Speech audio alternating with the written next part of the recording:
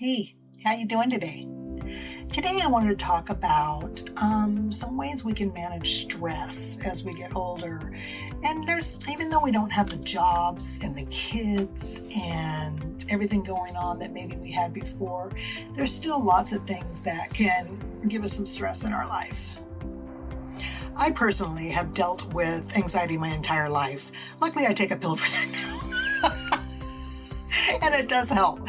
But there's still things that can bring in stress. Losing friends. I know I'm only 57, but people are starting to pass away from, different things, cancer or illness or heart attacks or whatever. Luckily, with the medical advances that we've seen, less of that is happening. But I see it happen with my mom. She's 84. And just in the last few months, within the last year, she's lost her two best friends. And that has been really hard for her because they would go to, karaoke together and, have lunches and this kind of thing. And she's trying to reconnect with some friends that maybe she hasn't seen in a while. Oh, excuse me, my nose itches. But she lost her two best friends that she's been friends with for 50 plus years, and so that's been really hard for her. And I've seen her kind of retract a little bit from her social life because of that. For me, probably the biggest stressor has been financial changes. I don't know if I've told the whole story yet, but in 2022, I closed down my business. The pandemic had kind of taken it from me already, and it was a struggle to keep it open. And I kind of went through some stuff with health and things, and I just ran away from home. I sold my house, I closed down my business, I bought this RV that I'm in now, and I hit the road. And I thought that I was just going to be able to find something online to get me by, working, because I had paid off all my debt and everything, but I couldn't find anything that would support me. And so I came back and got a job doing what I was doing when I had my business. I just rent a little space now, and it's just me, no employees or anything. But the finances are not what I've always been accustomed to, and living on a budget has been stressful because I never really had to worry about that a whole lot. I always had more than enough, and now I sometimes don't even have enough. So stress, is a big part of my life in that area.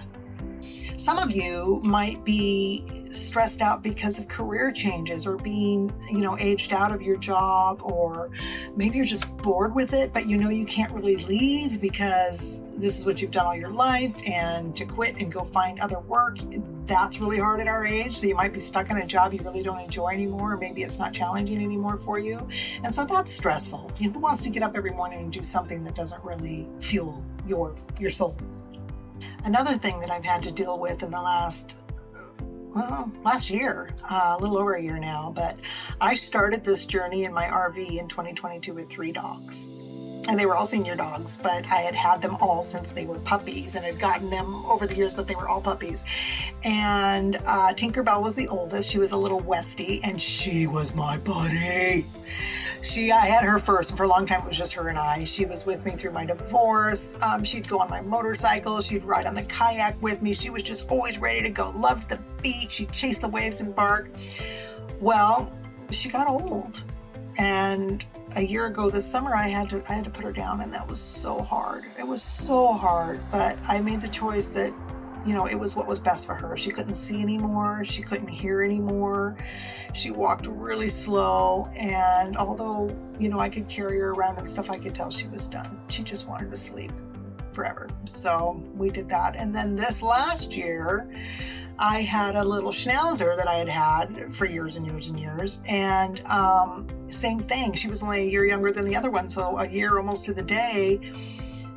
She couldn't really see, she couldn't hear, and her little back legs would just drag when she'd walk, and she just got to where she just wanted to sleep all day. And so I made the decision to put her to sleep as well. And now I'm down to just Sadie. And sometimes you guys see her in the background. She is a Great Dane. She's 9 years old now. And although she seems happy and healthy, her back legs are giving out on her occasionally. We'll just be walking and all of a sudden she'll just fall, and getting in and out of the car is hard. And so I know it's just around the corner. I'm going to keep her around as long as I can, but any hint that she's in pain or anything, that's going to be it, because I'm not going to keep her around for me. I want her to have quality of life. I know a lot of people keep their pets way past that because they don't want to let them go. But if it was me, I wouldn't want to be dragging my legs around, so, but that can be stressful, and that is stressful because they were my friends and now they're gone, and when Sadie the Dana's gone, it's just going to be just me, and I'm kind of stressing about that because she's my companion. And I'm lucky. My mom is 84, but she's still very spry. She's completely independent. I really don't have to take care of her. I mean, I'll be there for her if she needs me, but she lives alone. She still drives. I visit with her every day. She's doing fine. But I know people of my age that are dealing with aging parents and dealing with parents that are sick or maybe have dementia or, and that is stressful. I mean, these are the years you should be having a good time, and now you're dealing with that. And as sad as it sounds, some are just kind of just counting the days until that elderly parent passes on, just so they can have some relief. And that sounds horrible and selfish, but it's not. If there's no quality of life for the parent, it is hard, but you can't put a parent to sleep like you do it. Okay, someone's going to take that and the wrong way, but it was just a joke. But that's very stressful for some people, caring for elderly parents. I have a friend of mine who, God, I've known him now for, I don't even know, 10 years or more. And he has been dealing with his elderly parents this whole time I've known him.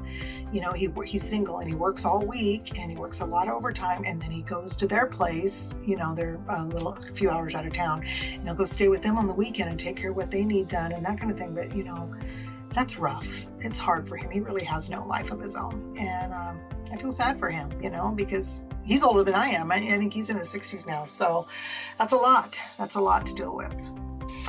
So let's touch base on a few things we can do to maybe relieve the stress. Stay connected. Stay connected with friends that are supportive, that are positive, that are going to bring you joy. I've talked before about staying away from negative people. Try to find somebody that can lift you up. And when you do spend time with them, don't you be the negative person. That time with that person is for joy and happiness, not to tell them all your woes about what you're going through. There's a time for that, but not all the time. Okay? I hope that makes sense.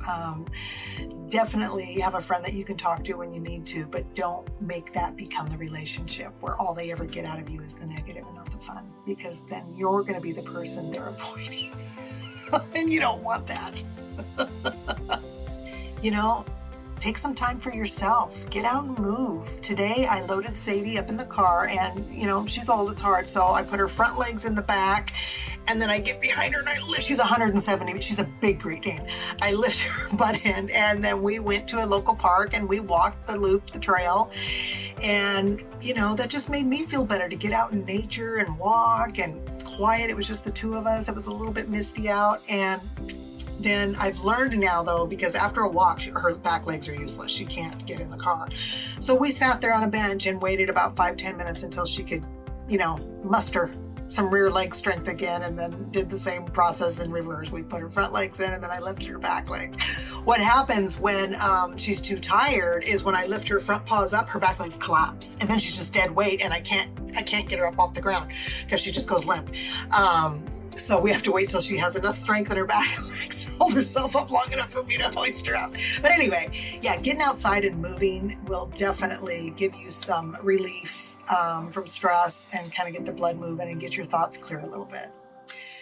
Create some purpose for yourself. And I've talked about this before, crafting a hobby, something that's just for you, that no one else needs to understand or enjoy. It's something you can do for yourself that relieves stress and just kind of lets your mind shut down a little bit.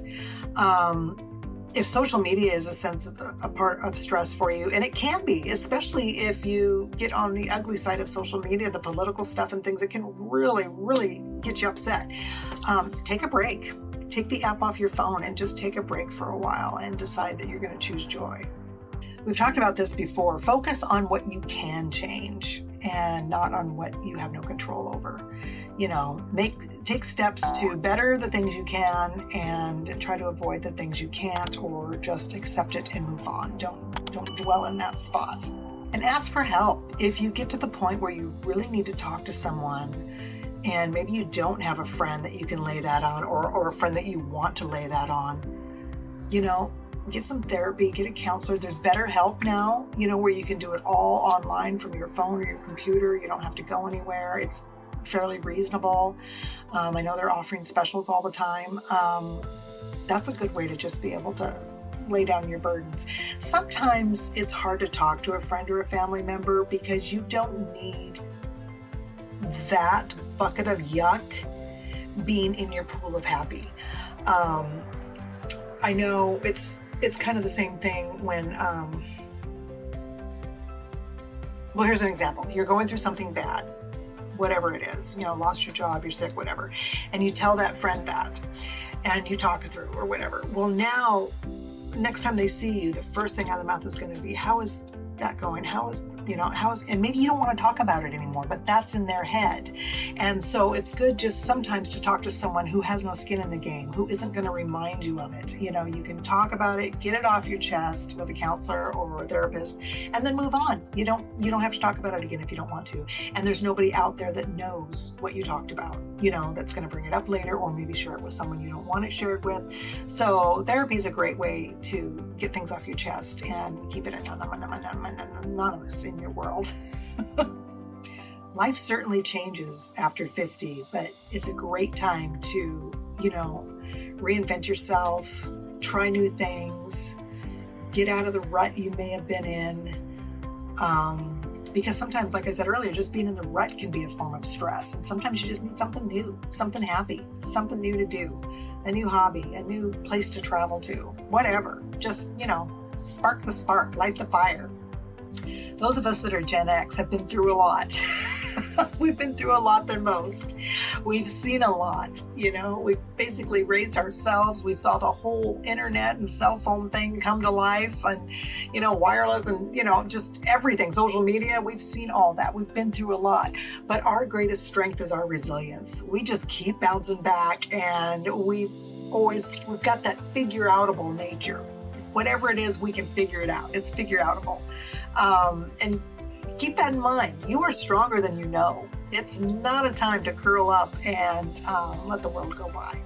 If you're ever feeling overwhelmed or a little stressed, just know that you are not alone.